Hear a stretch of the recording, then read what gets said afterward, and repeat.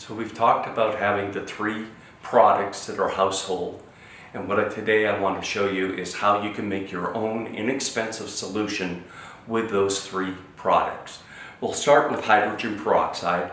Typically you'll buy hydrogen peroxide from your grocery store, and it can be a 3% solution, and change the top on the bottle. You may want to put a sprayer on that, but you can use it directly. Secondly, I want to teach you how to make a vinegar solution.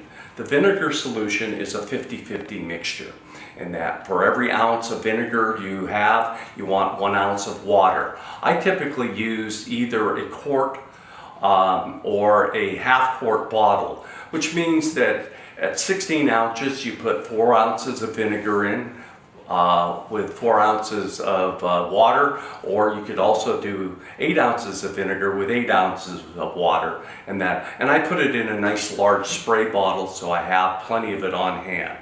Last, I use the Dawn liquid soap, and Dawn liquid soap is very, very powerful. So my suggestion is always use about 1 tablespoon of Dawn for 16 ounces of water in a spray bottle.